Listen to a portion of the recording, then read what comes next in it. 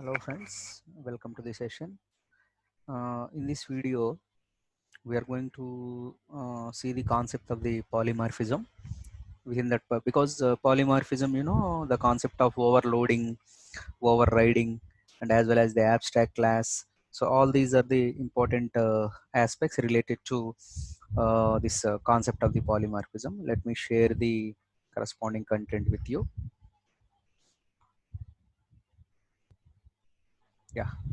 Now, what do you mean by polymorphism? So what exactly this polymorphism specifies? Generally from the concepts of the object-oriented programming, it is a mechanism of having multiple forms. In other words, polymorphism is a mechanism of defining an interface to represent a general class actions. So here, suppose I want to add two numbers, two integers in one with the help of one function, and I want to make use of the same function template so as to add three integers, and I want to make use of the same function name to add two floats. Just to have a look on these friends. In the first scenario, we are adding two integers. Second scenario, we are adding three integers. Third scenario, we are adding two floats. So that is the order and the number of arguments and type of arguments playing a vital role here. And now, if you are referencing the polymorphism, there are two different aspects, friends. One is the pure polymorphism, and second is the ad hoc polymorphism. Let us see what exactly the ad hoc and what do you mean by pure polymorphism. Whatever the things I mentioned earlier, like overloading and overriding. So I will give you a clear picture of the overloading and overriding, friends, with the help of the program. And other than this overloading and overriding, the kind of the polymorphisms we are practicing, so those particular polymorphisms are nothing but the pure polymorphisms. So like, the static and as well as the dynamic binding kind of the concepts. Static binding, very simple notation. At the compilation time, if you are engaging or if you are identifying the appropriate functionality to be executed, that is what you call the static binding. It's a simple notation. Dynamic binding, which is something like allows us so as to handle the concepts at the time of running the programs. That is a runtime binding.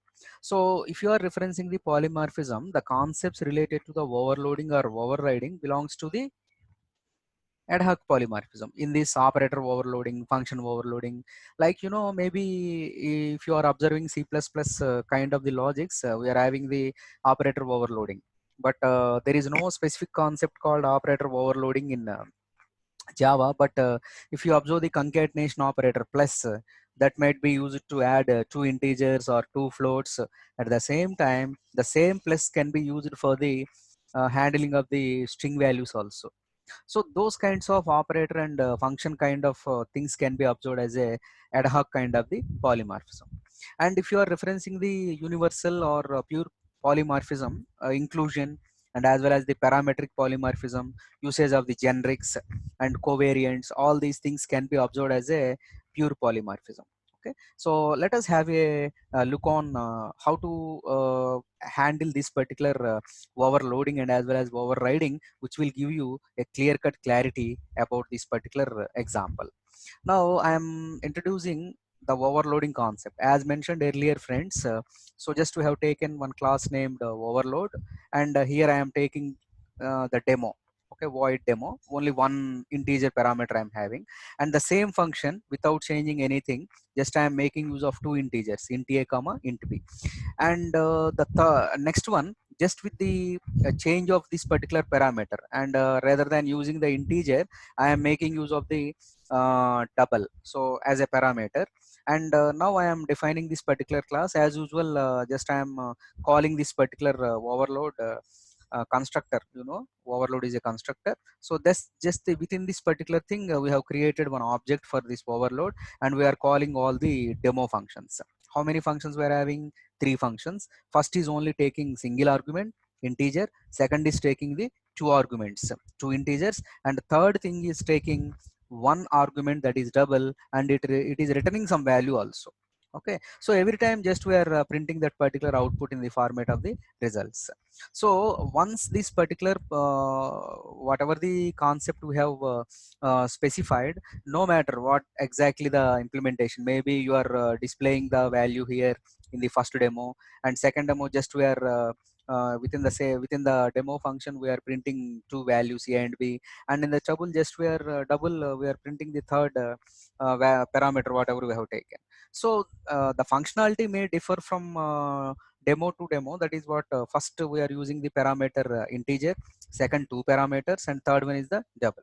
So at the moment you run this particular code, hardly you will get what exactly the numbers 10 we have entered, 10 comma 20 as the second one, and the third one is 5.5 double value, and that's all. So just we are making use of this particular result.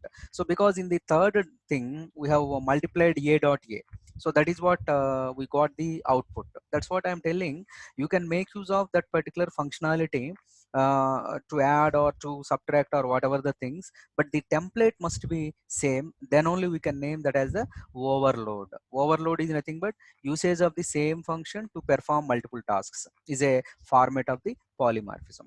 And one more example I want to share with you friends here, the overriding. What do you mean by overriding, friends?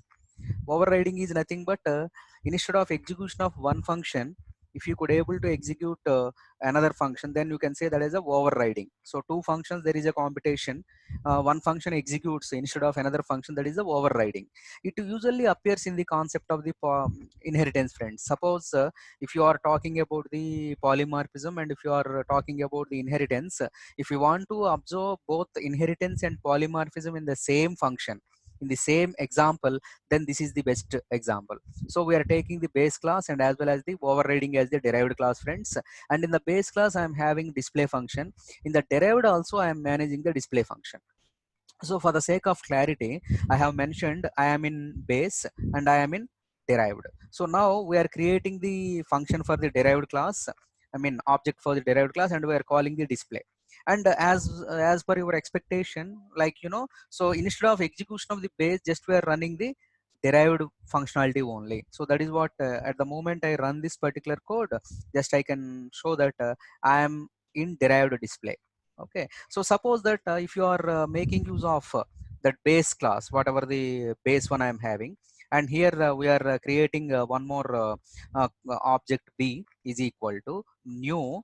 Okay, so base one, like that if I am creating, and at the moment I call this particular b dot display. So just to observe this, what happens? Okay, at the moment you create, so just you can run this particular thing.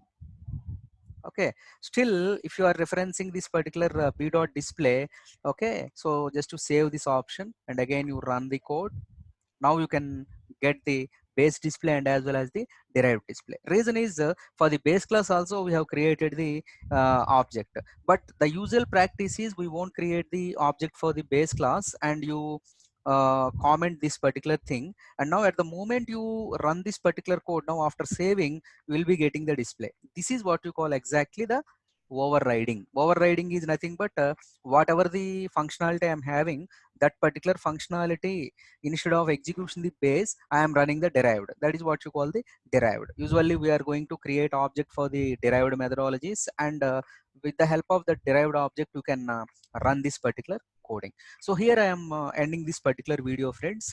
So in this video we learned about what exactly the polymorphism. Polymorphism can be observed in the ad hoc and as well as the pure. Ad hoc polymorphism we have seen overload and as well as the overriding concept. And in the next video just I am going to explain what exactly the abstract class and how we are making use of the object class and which are all the methods in the object class. Okay, thank you.